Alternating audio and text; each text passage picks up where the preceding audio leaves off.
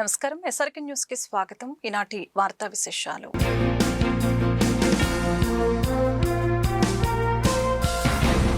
ఆంధ్ర సారస్వత పరిషత్ నిర్వహిస్తున్న 3వ ప్రపంచ తెలుగు మహాసభల్లో సోమవారం రాష్ట్ర ముఖ్యమంత్రి నారా చంద్రబాబు నాయుడు పాల్గొన్నారు. ఏటుగురు హైవేలోని సత్యసాయి స్పిరిచువల్ సిటీ వేదిక గత 3 రోజులుగా తెలుగు మహాసభలు జరుగుతున్న సంగతి తెలిసిందే. మహాసభల సందర్భంగా తపాలా శాఖ కవర్ని ఆవిష్కరించిన అనంతరం చంద్రబాబు సభను ఉద్దేశించి ప్రసంగించారు. వందల సంఖ్యలో భాషలు ఉన్నప్పటికీ 6 భాషలకు ప్రాచీన హోదా లభించడం, అందులో తెలుగు భాష కూడా ఉండటం గర్వకారణమని చెప్పారు. తెలుగు వారిని మద్రాసిలిగా పిలిచే రోజుల్లో ఎన్టీఆర్ తెలుగువారి ఆత్మగౌరవాన్ని ప్రపంచానికి చాటి చెప్పారని గుర్తు చేశారు. తెలుగు జాతి ఔన్నత్యాన్ని కాపాడుకోవాలంటే ముందుగా మన భాషను కాపాడుకోవాలని పిలుపునిచ్చారు. ఆధునిక పరిజ్ఞానం సహాయంతో కూడా తెలుగును అందిపుచ్చుకోవాలని ఆకాంక్షించారు. గోవా గవర్నర్ అశోక్ గజపతిరాజు, శాసనసభ స్పీకర్ అయ్యన్న పాత్రుడు, కేంద్ర మంత్రి పెమ్మసాని చంద్రశేఖర్, ఇతర ప్రజా ప్రతినిధులు ఈ కార్యక్రమంలో పాల్గొన్నారు. ఈ రోజు మీ అందరిని చూస్తే ఇంత ఉత్సాహానికి కారకులైనటువంటి గజల్ శ్రీనివాస్ గారు ప్రత్యేకంగా ఆయన అభినందిస్తున్నా. ఆయన ఒక ప్రెసిడెంట్గా ఈ ఆర్గనైజేషన్ బ్రహ్మాండంగా తీర్చిదిద్దారు. వారికి అదే మాదిరిగా ఆనరబుల్ సెక్రటరీ ఆంధ్ర మహాసభకి రెడ్డప్ప ద్రవిడ గారికి, అదే మాదిరిగా ఆనరబుల్ కన్వీనర్ ఆంధ్ర మహాసభకి రామచంద్రరాజు గారు, స్థానిక శాసనసభ్యురాలు గల్లా మాధవి గారు, రామాంజనేయులు గారు, ఈరోజు ఇంత ఉత్సాహంగా, మామూలుగా సినిమా ప్రోగ్రాం అంటే ఇంత ఉత్సాహం చూపిస్తారు కానీ ఈరోజు మీరు చూస్తే 3వ ప్రపంచ తెలుగు మహాసభల కోసం ఎంత పెద్ద ఎత్తున తరలి వచ్చిన మీ అందరికీ మనస్ఫూర్తిగా అభినందనలు, ధన్యవాదాలు, మనస్ఫూర్తిగా కృతజ్ఞతలు. సంక్రాంతి కంటే ముందు వచ్చిన మన అమ్మ భాష పండుగ ఇది. మాతృభాషకు మనం ఇచ్చే గౌరవ వందనం ఈ ప్రపంచ తెలుగు మహాసభలు. ఈ మహత్తర కార్యక్రమాన్ని తలపెట్టిన ఆంధ్ర సారస్వత పరిషత్తుకు అభినందనలు. తెలుగువారి ఆత్మగౌరవాన్ని చాటి చెప్పిన శ్రీ ఎన్టీఆర్ గారి పేరున ఈ వేదికకు పేరు పెట్టినందుకు కృతజ్ఞతలు. తెలుగు భాషకు ఎంతో ఘన చరిత్ర ఉంది. వందలాది భాషలున్న మన దేశంలో కేవలం 6 భాషలకు మాత్రం ప్రాచీన హోదా లభించింది. అందులో తెలుగు ఉండడం మనందరికీ గర్వకారణం. హిందీ, బెంగాలీ, మరాఠీ తర్వాత దేశంలో ఎక్కువ మాట్లాడే భాష తెలుగు భాష. ప్రపంచం మొత్తం మీరు చూస్తే దగ్గర 10 కోట్ల మంది తెలుగు మాట్లాడుతున్నారు. ఈరోజు ఈ మీటింగ్కి 40 దేశాల నుంచి ప్రతినిధులు వచ్చారంటే వారందరికీ స్వాగతం పలుకుతున్నా. ఆంధ్రప్రదేశ్ రాష్ట్ర ప్రభుత్వం తరపున చెప్పి మరొక్కసారి విజ్ఞప్తి చేస్తున్నా. ఇలాంటి సభలు తెలుగు భాష పరిరక్షణకు, గొప్పతనాన్ని చాటేందుకు ఉపయోగపడతాయి. ఇందుకు మనస్ఫూర్తిగా ఆంధ్ర సారస్వత పరిషత్తుకి నా ధన్యవాదాలు. పెద్దలందరూ మాట్లాడారు, అనేక విషయాలు చెప్పారు. తెలుగు రచనలు అనగానే మనకు గుర్తొచ్చేది ఆది కవి నన్నయ్య. ఆయన రాసిన మహాభారతం, కవిత్రయం నుంచి అష్టదిగ్గజాల వరకు, గురజాడ నుంచి శ్రీ దాశరథి వరకు ఎందరో మహానుభావులు తెలుగు భాషకు పనిచేశారు. తెలుగు వైభవాన్ని చాటారు. పోతన భాగవతం, శ్రీనాథుడి భీమఖండం, వేమన, సుమతి, భాస్కర పద్యాలు మర్చిపోలేం. ఇప్పుడే పెంబసాని చంద్రశేఖర్ గారు చెప్పారు, మనం ఎలాగా ప్రజల ముందని పెట్టాలని. ఒక విధంగా చెప్పాలంటే ఈనాడు మన ఘన చరిత్రని మనం మర్చిపోవడానికి ಹೆಚ್ಚು ఆస్కారాలు మనకందరికీ కనిపిస్తూ ఉన్నాయి. ఎందుకంటే మన ఘన చరిత్ర వల్ల వచ్చే మానవ విలువలు మన భావితరాలకి అందించడంలో కాస్త వైఫల్యం చెందాం ఏమో అని ఒక అనుమానంగా ఉంది. మనకు అందరికీ కోరికలు ఉన్నాయి. తెలుగు భాష ఉండాలి, తెలుగు సంస్కృతి ఉండాలి. తద్వారా మనకి భారతీయ విలువలు ఎలా పెరిగాయో అవన్నీ భావితరాలకి అందించాలని మనం అందరూ అనుకున్నా ఆ కోరికల్ని కార్యరూపంలో ఎలా దాల్చాలి అది మన అందరి ముందన ఒక పెద్ద సమస్యగా ఈనాడు నిలబడ ఉందని నేను అనుకుంటా ఉన్నాను. ఇప్పుడు కార్యరూపం దాల్చడము ఒక మనిషికి మనం అప్పచెప్పడం కాదు. మన అందరికీ ఒక పాత్ర ఉంటుంది. ఆ పాత్ర మనమందరం నిలబెడితే మన తెలుగు భాషకి న్యాయం చేసిన వాళ్ళు అవుతాము. నందమూరి తారక రామారావు గారు అనుకున్న నిలబడే ఆ విలువల్ని మన భావితరాలకి మనం అందించిన వాళ్ళు అవుతాము.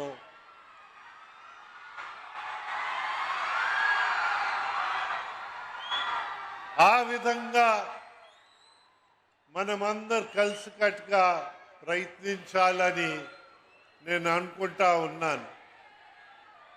ఈ కార్యరూపంలో ఎలా దాల్చాలని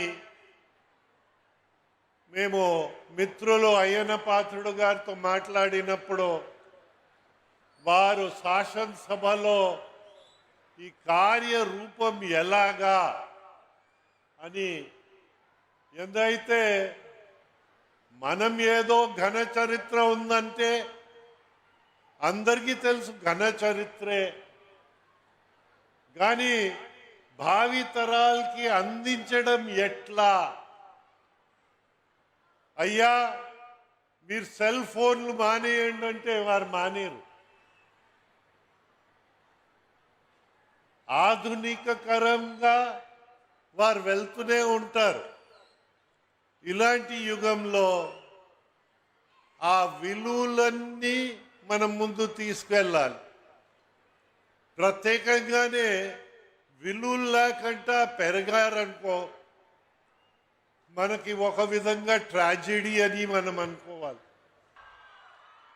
అసెంబ్లీని ఒంటి చేత్తో నడిపిస్తున్నటువంటి శ్రీ చింతకాయల అయ్యన్న పాత్రుడు గారికి, వేదికను అలంకరించిన పెద్దలకు, మా నియోజకవర్గ ఎమ్మెల్యేలకు, నాయకులకు, పాత్రికేయులకు, వీరందరితో పాటు భావాల భాష, బంధాల భాష, తరం మారినా దేశం దాటినా తరగని తెలుగు ఉషస్సుని, తేజస్సుని ప్రేమిస్తూ, ఆరాధిస్తూ, గౌరవిస్తూ ఇక్కడికి విచ్చేసిన ప్రతి ఒక్క తెలుగు వారికి వందనం, అభివందనం. శతాబ్దాల ఘన చరిత్ర కలిగిన తెలుగు భాషాభిమానులు ఒక చోట చేరిన ఈ అపూర్వమైన, ఆనందమైన, అద్వితీయమైన వేడుక ఈ ప్రపంచ మహాసభలు. తెలుగు భాష కేవలం సంభాషణ మాధ్యమం మాత్రమే కాదు, శతాబ్దాలుగా ప్రతిధ్వనిస్తున్న మన పూర్వీకుల స్వరం. వేల సంవత్సరాలు పైగా సాహిత్య సాంప్రదాయాన్ని నింపుకున్న ఒక మహాసముద్రం. అన్నమాచార్యుల కీర్తనల నుండి శ్రీ విప్లవ కవిత్వం వరకు, నన్న మహాభారతం నుండి విశ్వనాథ సత్యనారాయణ ఆధునిక సాహిత్యం వరకు తెలుగు ప్రపంచానికి విజ్ఞానాన్ని, వినోదాన్ని, విప్లవ స్ఫూర్తిని అందించినటువంటి భాష ఈ తెలుగు భాష. కూచిపూడి నృత్యం నుండి శాస్త్రీయ కళలను, మన సాంప్రదాయ సంగీత రూపాలను, మన తాత్విక గ్రంథాలను తెలుసుకోవటం కోసం ఈ తెలుగు ఎప్పుడు తలుపులు తెరిచి ఉంచుతుంది. తెలుగు నేర్చుకోవడం ద్వారా మనల్ని మన మూలాలతో కలుపుతుంది, తరతరాల మధ్య కుటుంబ బంధాలను బలపరుస్తుంది. ఒకప్పుడు వెంకయ్యనాయుడు గారు చెప్పినట్టు నాన్న అనే పదంలో ఉండే నమ్మకం, గురువు అనే పదంలో ఉండే గౌరవం, దేశం అనే పదంలో ఉండే ధైర్యం ఒక్క తెలుగు భాషలోనే వస్తుంది అని మీ అందరికీ నేను తెలియజేస్తా ఉన్నాను. తెలుగు నేర్చుకున్న పిల్లలు రీసెర్చ్లో చూస్తే వారికి విషయ పరిజ్ఞానం కానీ, జ్ఞాపక శక్తి కానీ, సృజనాత్మకత కానీ చాలా ఎక్కువగా పొంది ఉంటారు.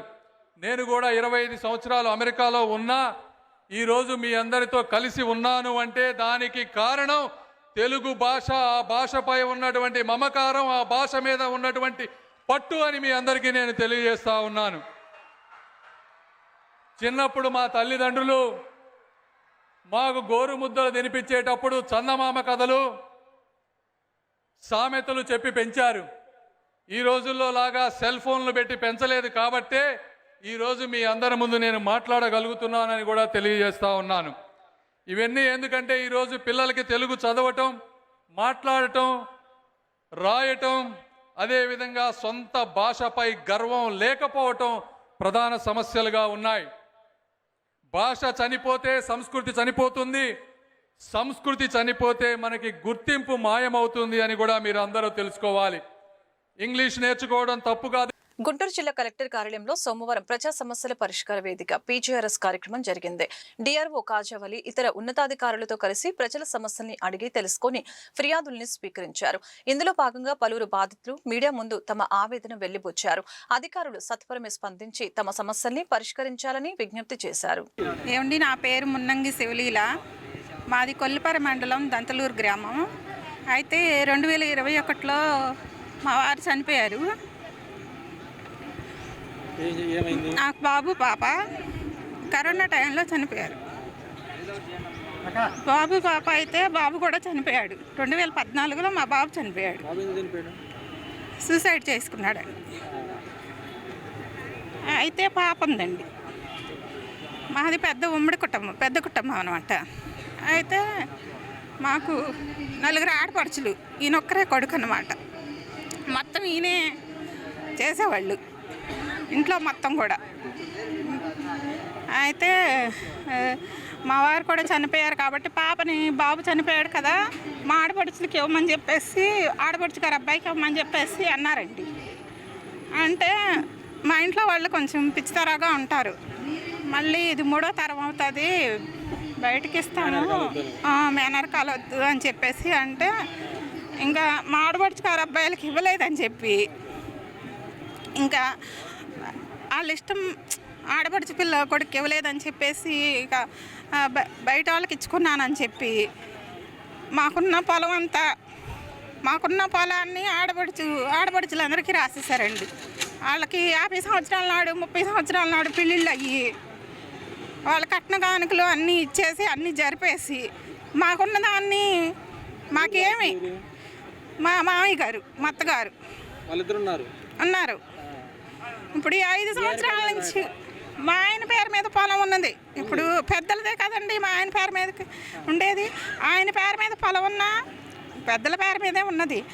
దాన్ని ఏం చేశారంటే వాళ్ళే తీసేసుకొని ఈ 5 సంవత్సరాల నుంచి కూడా ఏమీ ఇవ్వకోకుండా, నా పాపకు కూడా ఏమీ 1 ఎకరం పొలం ఇస్తానన్నానండి, ఏమీ ఇవ్వనీకోకుండా నన్ను చాలా ఇబ్బంది పెట్టేస్తున్నారండి వాళ్ళందరూ కలిసి. 2 ఎకరాల 80 సెంట్లు ఉన్నది. అది నా పొలము, నాకే కావాలి, నా కొడుకు లేడు, నా మనమడు లేడు కాబట్టి అంటే, ఇప్పుడు మరి నేను ఆడపిల్లకి పెళ్లి చేసి 4 సంవత్సరాలు అవుతుంది, ఏమి ఇవ్వాల్సింది ఇవ్వలేదు, మరి ఇవ్వాలి కదండి. నాకు ఈ టెన్షన్లు పెట్టేసి ఇంటి మీదకి గొడవకు వచ్చేసి ఇంట్లో కూడా ఉండనీకోకుండా నన్ను చాలా ఇబ్బంది పెట్టేస్తున్నారండి. హాస్పిటల్ కట్టాలంటే అక్కడ తీసి పక్కన వేసుకోమని చెప్పారు ఎమ్మెల్యే గారు. మరి సంవత్సరం బట్టి ఆ పక్కన వేసుకొని ఉంటే నిన్న మున్సిపాలిటీ వాళ్ళు 3 పొక్కులేళ్ళు తీసుకొచ్చి తీసేయమని గొడవ. మరి ఎమ్మెల్యే గారు ఉండమని చెప్పారు. కేంద్ర మంత్రి చంద్రశేఖర్ గారు కూడా ఆడ ఉండండి, ఆల్టర్నేటివ్ ఏర్పాటు చేసి దాకని చెప్పాడు. మరి గత సంవత్సరం బట్టి ఎమ్మెల్యే గారి దగ్గరికి, మరి అట్లాగనే కేంద్ర మినిస్టర్ దగ్గరికి, అట్లాగనే కలెక్టర్ గారి దగ్గరికి, ఎంఆర్ఓ దగ్గరికి అనేక మంది కలెక్టర్లు మారుతున్నారు, కానీ వాళ్ళ సమస్య మట్టి పరిష్కారం కావట్లేదు. వచ్చిన వాళ్ళ తీసేయండి అంటే మరి వాళ్ళ ఆల్టర్నేటివ్ చూపించకుండా ఏమి లేకుండా వీళ్ళందరికి కూడా కొరినపాడులో ఇచ్చారు. ఆ కొరినపాడులోనేమో కోర్టులో ఉందని చెబుతున్నారు. అవన్నీ పెద్ద అడవిలాగా తయారైంది వీళ్ళు ఇచ్చినట్లు. మరి వెంటనే వాళ్ళకి అక్కడ ఆల్టర్నేట్ ఏర్పాటు లేకుండా ఏమి లేకుండా తీసేమెట్టి ఆడిపోతారు. అందుకని ఈరోజు మళ్ళీ కలెక్టర్ గారిని కలిసి, మళ్ళీ పోయినసారి కూడా కలిసాము పాత సంవత్సరంలో, ఆల్టర్నేట్ ఏర్పాటు చేసేదాకుండా మన కలెక్టర్ గారు కూడా, ఇప్పుడున్న కలెక్టర్ గారు కూడా చెప్పారు. కనుక ఈ విషయంలో మీడియా ద్వారా మేము ప్రభుత్వానికి తెలియజేసేది ఏముందంటే, ఒక 25 స్థలాలు కేంద్ర మినిస్టర్ కానీ స్థానిక ఎమ్మెల్యే కానీ పరిష్కారం చేయలేని స్థితిలో ఈ ప్రభుత్వం ఉందని ఈ సందర్భంగా తెలియజేస్తున్నాను. ఇళ్ళని పడవేసి ఇళ్ళు కట్టుకోవడం జరిగిందనమాట. ఇన్ని రోజుల నుంచి ఆ ఇళ్ళకి ఎవరికి రిజిస్ట్రేషన్ లేవు. మేము సొంతగా 10 అడుగుల బజార్ని వదులుకొని ఉన్నాం.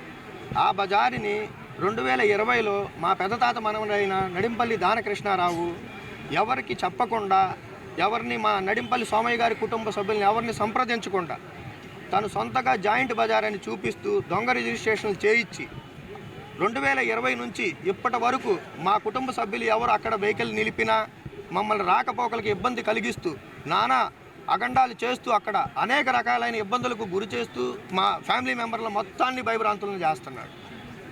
ఒక పథకం ప్రకారం తను నటిస్తూ వాళ్ళ ఆవిడ్ని అందరికంటే ముందుకు పంపించి మగవాళ్ళ మీద తిడుతున్నారని దొంగపూర్వక కేసులు పెట్టించి పెదకాకని పోలీస్ స్టేషన్ చుట్టూ తిప్పించడం జరుగుతుంది. నేను ఇండియన్ ఆర్మీలో 23 సంవత్సరాల నుంచి సర్వీసు చేస్తా, దేశాని కోసం రక్షణ చేస్తుంటే మా కుటుంబ సభ్యుల్ని రక్షించేవారు ఎవరూ లేరండి.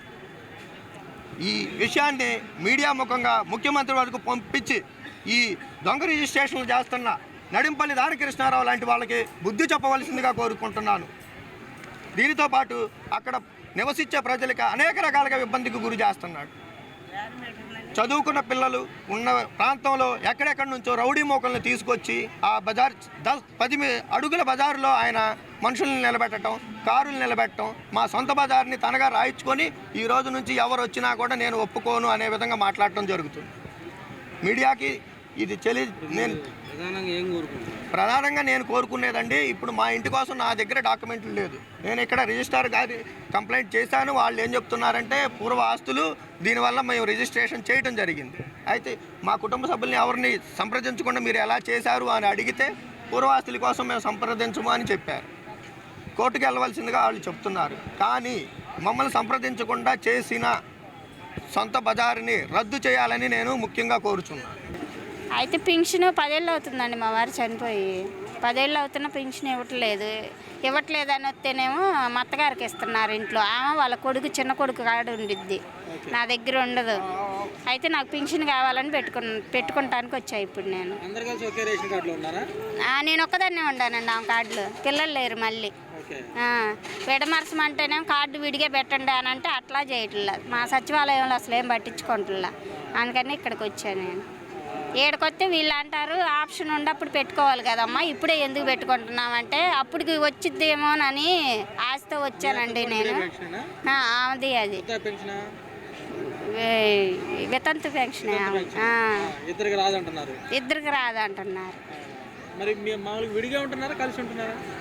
మేము విడిగా ఉంటున్నామండి. ఆమె చిన్న కొడుకు కాడ ఉండిద్ది, నేను విడిగా ఉంటా పిల్లల్ని పెట్టుకొని. మారమంటే మారవట్లేదండి. నా పేరే తీయమని చెప్తున్నాను. అట్లా పేరు తీయటానికి కుదరదాం, ఒక్కటే అయ్యిద్ది, అప్పుడు సింగిల్గా ఉండిద్ది, పెన్షన్ రాదు అంటున్నారు. మరి ఆమెకు వస్తే మరి నాకన్నా సగం ఇవ్వాలి కదా, నాకు సగం ఇవ్వట్లా. ఆమె చిన్న కొడుకు కాడ ఉండిద్ది, ఆమె తీసుకుంటుంది. నాకు షుగరు, నేను ఇన్సులిన్ చేసుకోవాలి, వారానికి 500 ఇండిషన్లు కొనుక్కోవాలి. మరి బాధలన్నీ పడలేక నేను ఇక్కడన్నా ఏదన్నా పని జరిగిద్దని వచ్చాను నేను. అంజుమన్ ఇస్లామియా స్థలాలను ప్రభుత్వం కార్పొరేట్ సంస్థలకు అప్పగించే ప్రయత్నాలు విరమించుకోవాలని ముస్లిం సమైక్య వేదిక డిమాండ్ చేసింది. మంగళగిరిలోని అంజుమన్ స్థలాన్ని కాపాడాలని కోరుతూ సోమవారం సమైక్య వేదిక సభ్యులు కలెక్టరేట్ పీజీఆర్ఎస్ లో అర్జీ సమర్పించారు. అనంతరం సమైక్య వేదిక రాష్ట్ర అధ్యక్షుడు సలావుద్దీన్ తో పాటు పలువురు ముస్లిం మత పెద్దలు పాల్గొన్నారు. మంగళగిరి అంజుమన్ ఇస్లామియా స్థలం అన్యాక్రాంతంపై గత 15 రోజుల క్రితం జిల్లా ఉన్నతాధికారులకు ఫిర్యాదు చేసినా ఇంతవరకు కనీస స్పందన లేదని తెలిపారు. ఎమ్మెల్యే నజీర్ ఈ అంశంపై స్పందించకపోతే చరిత్రహీనుడిగా మిగిలిపోతారని చెప్పారు.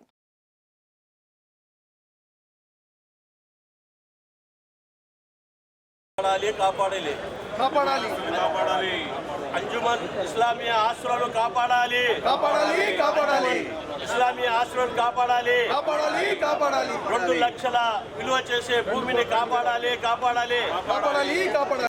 ముఖ్యంగా ఈరోజు ముస్లిం సమైక్య వేదిక రాష్ట్ర సభ్యులందరూ ఇక్కడ రావడం కారణము గత 15 రోజులకు ముందు కలెక్టర్ గారికి ఒక వినతి పత్రం ఇవ్వడం జరిగింది.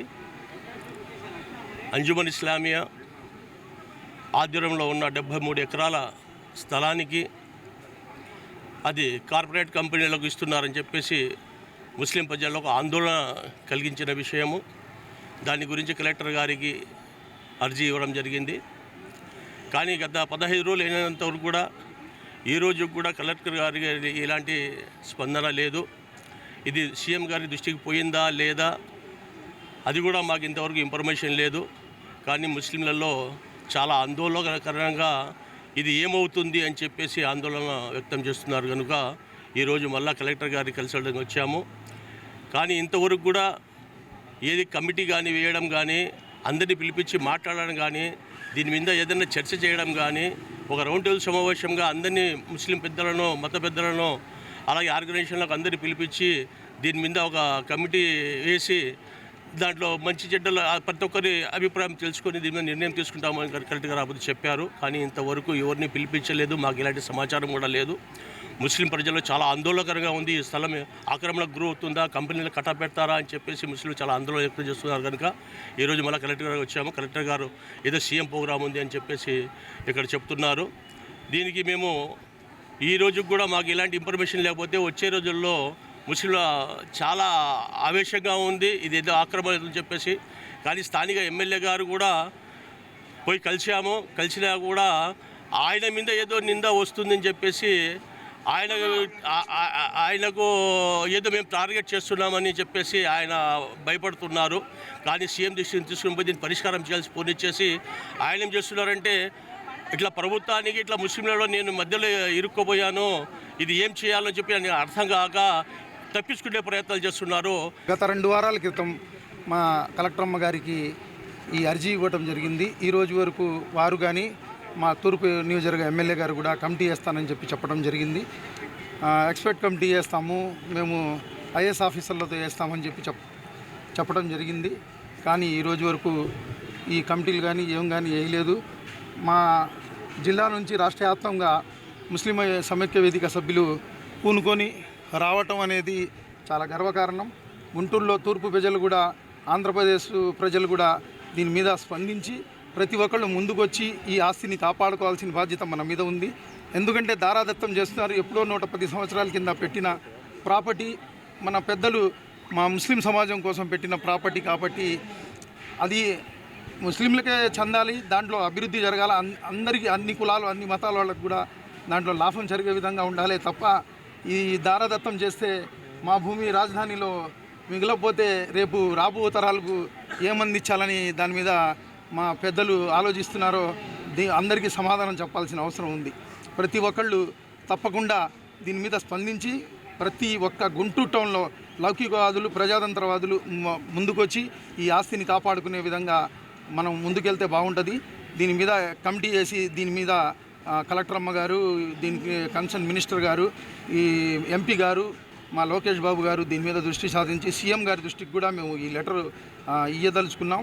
ఫిరంగిపురం మండలం గొల్లపాలెంలో క్వారీ నిర్వాహకులు తమ ప్రాణాలతో చెలగాటమాడుతున్నారని గ్రామస్తులు ఆవేదన వ్యక్తం చేశారు. క్వారీ బ్లాస్టింగ్ సమయంలో రాళ్లు తమ ఇళ్లపై పడుతున్నాయని అంటున్నారు. ఉన్నతాధికారులు స్పందించి క్వారీ పనులు నిలుపుదల చేయాలని సోమవారం కలెక్టర్ PGRS లో గొల్లపాలెం గ్రామస్తులు అధికారులకు వినతిపత్రం అందజేశారు.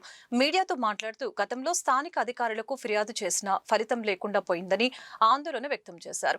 ఇప్పటికైనా అధికారులు స్పందించి తమ ప్రాణాలు కాపాడాలని కోరుతున్నారు. మా సమస్యల్లో అక్కడ ఏందనంటే వాళ్ళు దెబ్బలు పెట్టినప్పుడు రాళ్ళు అనేది మా ఇళ్ల మీదకి వచ్చి పడతాయి. మొన్న 4/29వ తారీఖున 4 ప్రాణాలు పోయాయి. ఆ బ్లాస్టింగ్ దెబ్బకి అందరూ ఉలికిపడి లేచేసరికి అందరూ ఇట్లా కదిలేసరికి ఆ ప్రాణాలు అనేవి ఆగినాయి అంతే. లేకపోతే మొన్న 4 ప్రాణాలు అంటే 4 ప్రాణాలు పోయిన తర్వాతే అందరూ స్పందిస్తారా? నాయకులైనా ఎవరైనా కానీ అంటే మీకు ప్రాణాలు పోలేదు కాబట్టి ఎవరు ఇంకా ప్రాణాలు పోలేదు కదా అని అంటున్నారు. మళ్ళీ పైపెచ్చుగా అంటే ప్రాణాలు పోయిన తర్వాతే స్పందిస్తారనమాట. అంటే మా ప్రాణాలకి విలువ లేదు. అందుకనే ఈ అధికారులు ఎంతో మంది వచ్చారు, మేము పరిష్కరిస్తాము ఎన్నో రిపోర్ట్లు రాసుకెళ్తున్నారు. మా ఇళ్ళు డ్యామేజీలు రాసుకెళ్తున్నారు, మా జబ్బుల గురించి రాసుకెళ్తున్నారు, ఎక్కడెక్కడ రాళ్ళు పడింది రాసుకెళ్తున్నారు, ఫోటోలు తీస్తున్నారు. అవి ఫోటోల వరకే పరిమితమైనవి, రాత్రి వరకే పరిమితమైనవి. ఇంతవరకు మా పరిష్కారం కాల 15 ఏళ్ల నుంచి ఈ రోజు 4 ప్రాణాలు పోయాయి. మరి మా గ్రామస్తులు అందరూ మేము ఎటుపోవాలి, ఎక్కడ నివసించాలి? మరి వాళ్ళ అధికారులు పట్టించుకోవట్లేదు. మా గ్రామం వాళ్ళందరం కలిసి కట్టుగా మేమందరం ఒక నిర్ణయం తీసుకున్నాం. మన సమస్యకి మనమే పోరాడుకుందాం. మా మండలాల ఎంఆర్ఓ గారికి మేము వినతి పత్రం ఇచ్చాం, తీసుకున్నారు, పరిష్కరిస్తామన్నారు. మరి ఇంతవరకు దానికి మాకు ఏ ఆన్సర్ ఏం ఇవ్వలేదు. అందుకని మేము ఇంకా మళ్ళీ కొండ యజమానులు వచ్చి సంప్రదింపులు చేస్తామని అంటున్నారు. మేము ఆ క్వారీ పెట్టుకుంటాము, మీరు ఇచ్చింది 2 క్వారీలకే మీరు నోటీసులు ఇచ్చింది, మిగతా వాళ్ళం అంటే మేము మొత్తం ఆపాలంటున్నాం. 2 క్వారీలు కాదు, ఇంకొక 2 క్వారీలు మాకేమో అయినోళ్ళేం కాదు. మా ఊరు మొత్తం ఏదైనా కానీ ఆపాల్సిందే. ఏ క్వారీ వాళ్ళైనా ఏ యజమానులైనా ఆపాల్సిందే. పరిధిలో గల గొల్లపాలెం దళిత బహుజనుల సమస్య ఇది. ఆ దళితులు నివసించేటువంటి కొండ ప్రాంతంలో వీళ్ళ గ్రామ పరిధిలోనే ఆ కొండ ఉన్నది. ఆ కొండ మీద బ్లాస్టింగ్ చేస్తున్నారు కాంటాక్ట్స్. ఆ బ్లాస్టింగ్ జరిగినప్పుడు ఆ కొండ రాళ్ళు వీళ్ళ ఇళ్ల మీద పడి ప్రాణాపాయము ఉన్నది.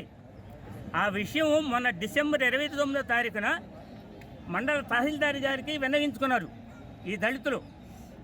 ఇంతవరకు స్పందించిన ఆయన కాబట్టి ఈరోజు కలెక్టర్ గారికి చెప్పుకొని ఆ కాంటాక్ట్ బ్లాస్టింగ్ అనేది నిలుపుదల చేయాలని చెప్పేసి వీళ్ళంతా ఈరోజు వచ్చారు. మేము కూడా పార్టీ తరఫున వాళ్ళకి సపోర్ట్గా వచ్చాం. Republican party of India Ambedkar state vice ప్రెసిడెంట్గా పనిచేస్తున్నాను. ఈ విషయాన్ని నేను తెలుసుకొని మొన్న 29వ తారీఖున వీళ్ళు వినతిపత్రం ఇచ్చిన విషయాలు వార్తలు రాగా ఆ వార్తలు చూసి నిన్న నేను ఆ గ్రామానికి వెళ్ళాను. ఆ గ్రామానికి వెళ్ళి ఆ ప్రజల్ని విచారించగా వాళ్ళంతా కొండ ప్రాంతం అంతా చూశారు. ఆ గ్రామం అంతా కూడా కొండల మధ్యలో ఉన్నది. ఆ మధ్యలో ఉన్నదాన్ని ఈ బ్లాస్టింగ్ చేసి వీళ్ళని ఇబ్బంది పెడుతున్నారు. మొన్ననే ఒక 2 రాళ్ళు వాళ్ళ ఇళ్ల మీద పడింది. ఆ భయంతో 29వ తారీఖున తహసీల్దార్ దగ్గరికి వెళ్ళారు. క్రిస్మస్ నూతన సంవత్సరం శుభాకాంక్షలు తెలుపుతూ గుంటూరు పశ్చిమ నియోజకవర్గంలోని 22వ డివిజన్లో ఎమ్మెల్యే గల్లా మాధవి ఫోటోలతో ఏర్పాటు చేసిన ఫ్లెక్సీలను నగరపాలక సంస్థ అధికారులు సిబ్బంది ఉద్దేశపూర్వకంగా తొలగించారని టీడీపీ నాయకురాలు లాం నవమి ఆరోపించారు.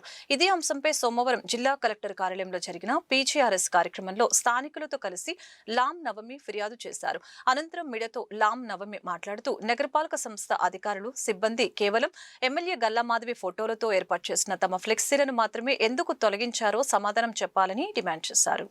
మన క్రిస్మస్కి 7 నియోజకవర్గాల ఎమ్మెల్యేలకి, ఎంపీలకి, మా ముఖ్యమంత్రి నారా చంద్రబాబు నాయుడు గారికి, లోకేష్ బాబుకి ఇట్లా అందరికి కూడా క్రిస్మస్, జనవరి, సంక్రాంతి శుభాకాంక్షలు తెలుపుతూ నేను ఫ్లెక్సీలు కట్టడం జరిగింది. క్యాలెండర్స్ డివైడర్ మీద ఎవరికి ఇబ్బంది లేకుండా మార్కెట్ సెంటర్ నుంచి కలెక్టర్ ఆఫీస్ దాకా కట్టుకున్నాము.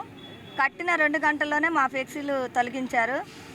సరే, అది క్యాజువల్గా అందరితో పాటు తొలగించారేమో అనుకున్నాము. మళ్ళీ జనవరి 1కి మళ్ళీ ఫ్లెక్సీలు పెట్టడం జరిగింది. మళ్ళీ 2 గంటలు ఉంచి తర్వాత తీసేయటం జరిగింది. కార్పొరేషన్ సిబ్బంది ఎందుకు తొలగించారు అంటే మాకు టౌన్ ప్లానింగ్ ఆఫీసర్ తొలగించమని చెప్పారని అన్నాడు. అక్కడే ఉండి అతనికి ఫోన్ చేపిస్తే అతను మా కమిషనర్ గారు తొలగించమన్నారు అని చెప్పారు. టౌన్ మొత్తం తొలగించకుండా ఓన్లీ 23వ డివిజన్ మాత్రమే ఎందుకు తొలగిస్తున్నారు అని అడిగితే మాకు సంబంధం లేదమ్మా, నువ్వు ఏదైనా చేసుకో, మాకు మీ వార్డులో తొలగించమన్నారు, తొలగిస్తున్నామని సమాధానం చెప్పాడు టౌన్ ప్లానింగ్ ఆఫీసరు. కాంగ్రెస్లోంచి టీడీపీలోకి వచ్చిన వాళ్ళు చేశారా, లేకపోతే వైసీపీలోంచి టీడీపీ పార్టీలోకి వచ్చిన వాళ్ళు చెప్తే చేశారా, లేకపోతే కమిషనర్ గారు ఎక్కడ లేని రూల్ తీసుకొచ్చి ఓన్లీ 23వ డివిజన్లోనే పెట్టారా, మాకైతే ఏం అర్థం కావట్లేదు.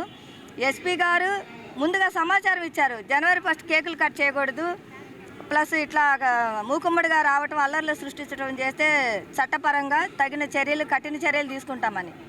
అట్లాగే మాకు ముందుగా కమిషనర్ గారు సమాచారం అందిస్తే ఒక మెసేజ్ ద్వారా తెలియపరిస్తే మేము కట్టేవాళ్ళమే కాదు. 2 పండుగలు కలిపి నాకు ₹1,00,000 ఖర్చు అయింది. ఒక సాయంకాలం దాకా ఉంచినా మేము చాలా హ్యాపీ అయ్యేవాళ్ళం. మహిళలు అందరం కలిసి మేము ఫ్లెక్సీలు కట్టుకుంటే శుభాకాంక్షలు తెలుపుతూ జనవరి 1 రోజు కొత్త సంవత్సరంలో ఆ సంతోషం కూడా మాకు లేకుండా చేశారు. ముదిరాజ్ మహాసభ రాష్ట్ర కమిటీ సమావేశం గుంటూరులో ఘనంగా జరిగింది. ఈ సందర్భంగా రాష్ట్ర అధ్యక్షుడు కోమటి విష్ణువర్ధన్ ముదిరాజు మాట్లాడారు. ముదిరాజ్ కార్పొరేషన్ ఏర్పాటు కోసం రాష్ట్ర ప్రభుత్వం చర్యలు తీసుకోవాలని డిమాండ్ చేశారు. ముదిరాజ్ కమ్యూనిటీ భవన్ కోసం రాజధానిలో 5 ఎకరాల స్థలం ఇవ్వాలని కోరారు. రిజర్వేషన్ విషయంలో బీసీడీ నుంచి ఏలోకి మార్చాలని సూచించారు. అదేవిధంగా జనాభా ప్రాతిపదికన నామినేటెడ్ పదవులు ఇవ్వాలని కోరారు. సమస్యల పరిష్కారం కోసం ముదిరాజులను ఏకం చేసి పోరాటాలు చేస్తామని ప్రకటించారు. ముదిరాజ్ మహాసభ ప్రధాన కార్యదర్శి బొమ్మన సుబ్బరాయుడు, గౌరవ అధ్యక్షులు జయరాం, జిల్లా అధ్యక్షులు గొడుగు శంకర్రాజు, సాంబశివరావు, రాంబాబు, శేఖర్, నరసింహారావు తదితరులు పాల్గొన్నారు. ముఖ్యంగా ఈ రాష్ట్ర గౌరవనీయులు ముఖ్యమంత్రి నారా చంద్రబాబు నాయుడు గారిని నేను వేడుకుంటున్నాను. సార్, మా ముదిరాజు కులానికి కార్పొరేషన్ అనేది మీరు ఇంతవరకు ఇవ్వలేదు. మాకన్నా తక్కువ కమ్యూనిటీ ఉన్న, చాలా తక్కువ సంఖ్య ఉన్న బీసీలో ఉన్నటువంటి కమ్యూనిటీలకి మీరు కార్పొరేషన్ ఇవ్వడం జరిగింది. అంటే ఆంధ్రప్రదేశ్లో ముదిరాజులు లేరా, మీకు కనిపించడం లేదా? ఇది విమర్శ కాదు సార్, మీరు గుర్తించండి. ప్రతి గ్రామంలోనూ ప్రతి సిటీలోనూ టీడీపీలో నాయకులు ఉన్నారు. మీరు చూడండి, మీరు కనుక్కోండి. మాకు కార్పొరేషన్ త్వరగా ఇవ్వాలని కోరుకుంటున్నాం. అంతేకాదు, రాజధానిలో మా కమ్యూనిటీ కోసం మీరు 5 ఎకరాల స్థలాన్ని కేటాయిస్తే ముదిరాజు భవనాన్ని నిర్మించుకుంటాం. ఇది మా విన్నపం.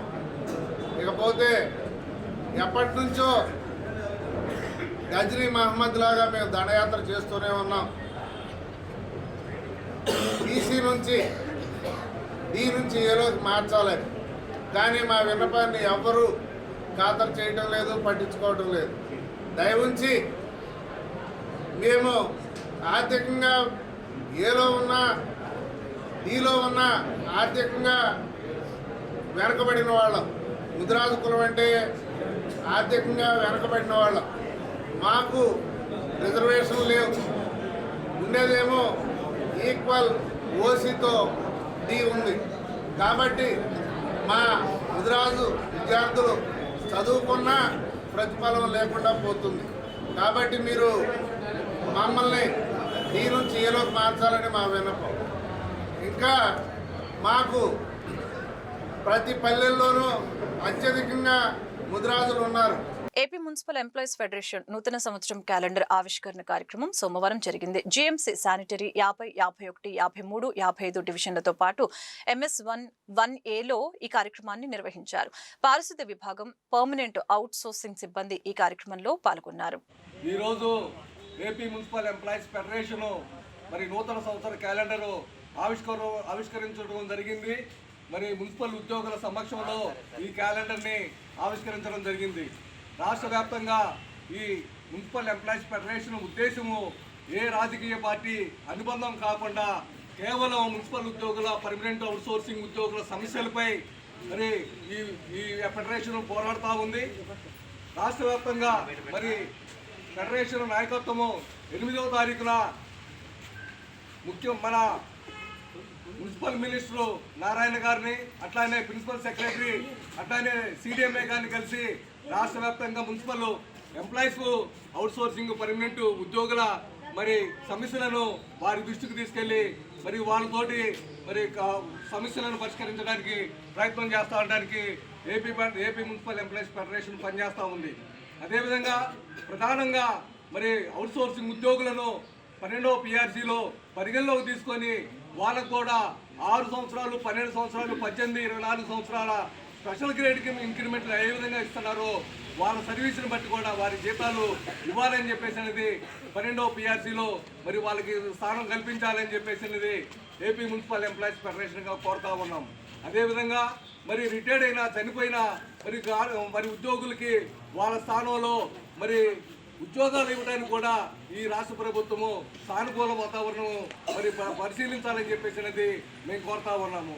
ప్రధానంగా మరి 40 సంవత్సరాల పాటు 30 సంవత్సరాల పాటు ఉద్యోగం చేసి ఉట్టి చేతులతోటి కేవలం PF తోటి మరి ఉద్యోగులు ఇంటిదారి పడతా ఉన్నారు. వాళ్ళకి గ్రాట్యుటీ చట్టాన్ని అమలు చేసి మరి ఉద్యోగులకి చేయూతనివ్వాల్సిందిగా కోరుతా ఉన్నాము. అదేవిధంగా మరి రాష్ట్ర ప్రభుత్వంలో జీవో ఇచ్చినప్పటికీ కూడా మున్సిపల్ ఉద్యోగులు శానిటేషన్ విభాగంలోను, ఇంజనీరింగ్ విభాగంలోను మరి వాళ్ళకి ప్రభుత్వ పథకాలు అమలు జరగని పరిస్థితి కనపడతా ఉంది. ఆ ప్రభుత్వ పథకాల్లో 12,000, 10,000 మరి వేతనం పెట్టేసి ఇప్పుడున్న అవుట్సోర్సింగ్ ఉద్యోగులకి మరి శానిటేషన్ విభాగంలో 21,000 జీతం ఇస్తూ ఉంటే మరి సచివాలయాల్లో మీరు ప్రభుత్వ ఉద్యోగులుగా గుర్తించబడుతున్నారు కాబట్టి మీకు ఈ పథకాలు అమలు జరగవని చెప్పేసి అనేది ఇలా మరి సచివాలయ ఉద్యోగులు చెప్తా ఉన్నారు. కాబట్టి మరి అవుట్సోర్సింగ్ ఉద్యోగులందరికీ కూడా మరి రాష్ట్ర ప్రభుత్వం జీవోని సవరణించి మరి 21,000 జీతం తీసుకుంటున్న మరి ఉద్యోగులకు కూడా ప్రభుత్వ పథకాలు అమలు చేయాలని చెప్పేసి అనేది కోరుతా ఉన్నాం. గుంటూరు మస్తాన్ దర్గా 134వ వరుస మహోత్సవాలు ఈ నెల 6 నుంచి 11 వరకు జరగనున్నాయి. ఈ ఉత్సవాలకు సంబంధించిన పోస్టర్లను దర్గా ధర్మకర్త రావి రామ్మోహన్ రావు సోమవారం ఆవిష్కరించి మాట్లాడారు. గంధ మహోత్సవంతో ఉత్సవాలు ప్రారంభమవుతాయని, ప్రతిరోజు అన్నదాన కార్యక్రమాలు జరుగుతాయని చెప్పారు. భక్తులు భారీ సంఖ్యలో హాజరై ఉత్సవాలను జయప్రదం చేయాలని పిలుపునిచ్చారు.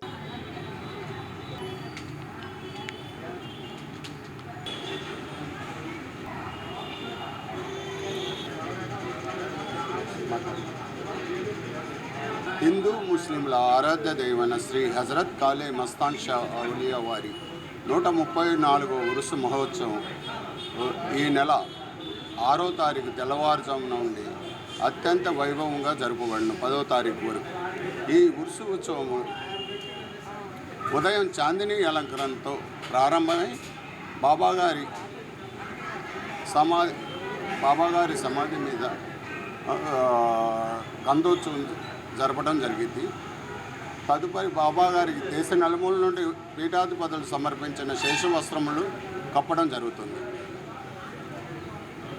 అప్పట్లో బాబాగారు కూర్చున్న కుర్చీని తీసి ఆ కుర్చీకి పూజ గావించుకొని, అలానే బాబాగారు అప్పట్లో శయనించిన మంచం దగ్గర కూడా పూజ గావించుకొని ఈ గుర్రం ఊరేగింపు బయలుదేరింది. ఈ ఊరేగింపు బాబాగారు ఆ గుర్రాన్ని ఆవహిస్తారని భక్తుల యొక్క మిక్కిలి నమ్మకం.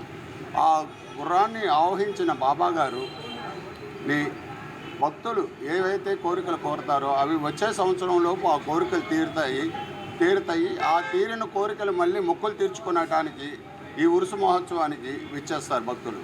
ఇలా విచ్చేసి వాళ్ళ సంతానాలేమితో బాధపడేవారు కానీ, రోగపీడితులు కానీ, ఉద్యోగాలు లేని వాళ్ళు కానీ, ఎన్నో రకాల పీడలు కానీ, దోషాలు కానీ ఏమున్నా కూడా,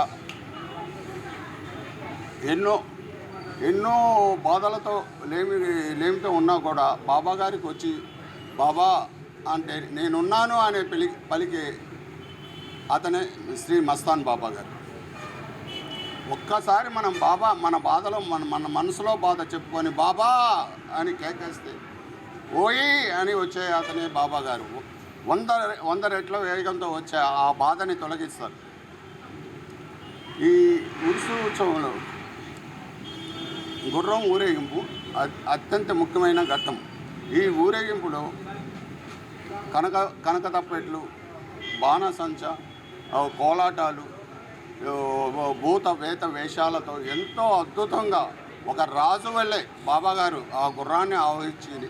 అప్పట్లో బాబాగారు ఏ వీధుల్లో తిరిగాడో ఆ వీధుల గుండా తీసుకొని వచ్చి తదుపరి బాబాగారికి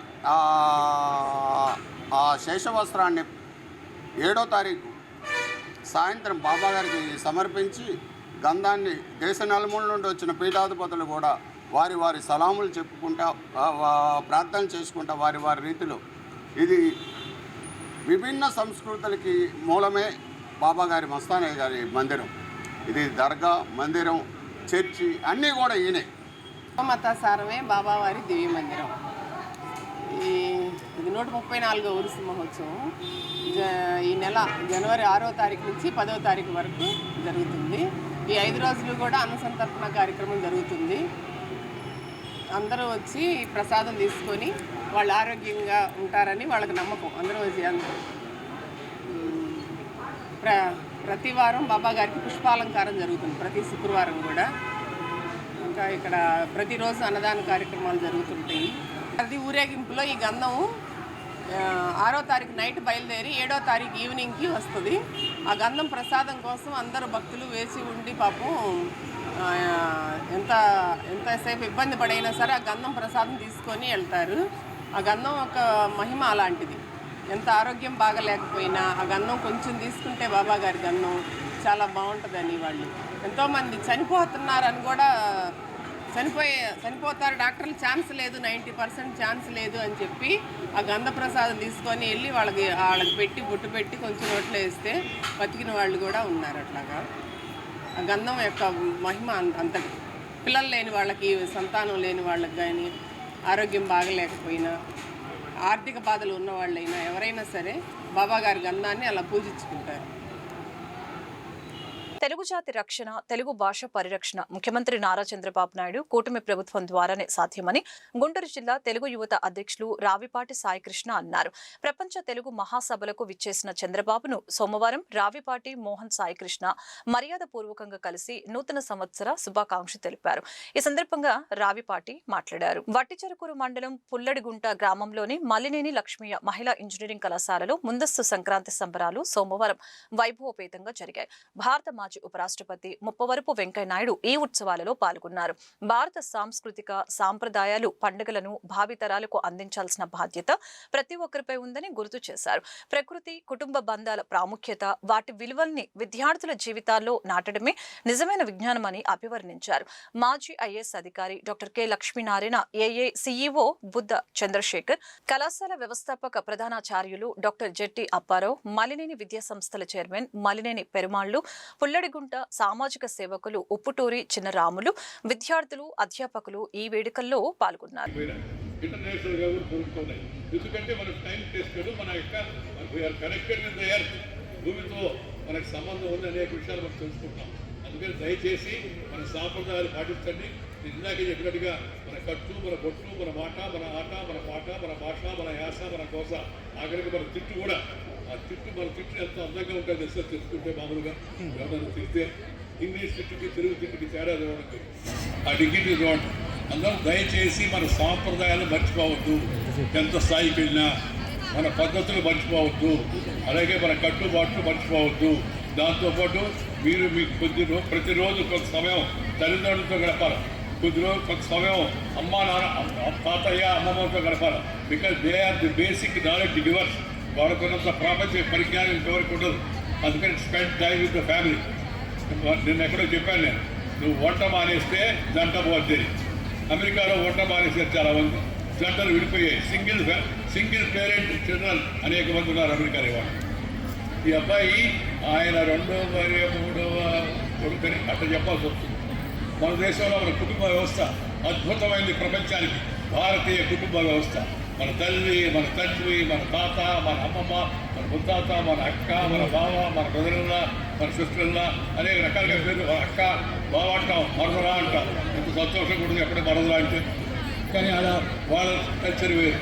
మనం కూడా అందుకని మనం మాట్లాడుకునేటప్పుడు ఇందాక చెప్పేది మన భాషలో మాట్లాడలేం. ఇప్పుడు చాలామంది మాట్లాడారు బ్రదర్లా, లా ప్రకారం బ్రదర్, అంతేగాని నిజంగా బావ కాదు.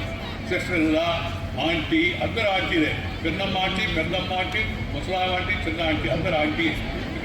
మా డ్రైవర్ ఇంకొకరితో మాట్లాడు, ఫ్రెండ్తో మాట్లాడు, హలో బ్రో అంటున్నాడు. ఎవరితో మాట్లాడారు అన్న. ఈ వార్తలు ఇంతటితో సమాప్తం. మరొక బులెటిన్లో మళ్ళీ కలుద్దాం. నమస్కారం.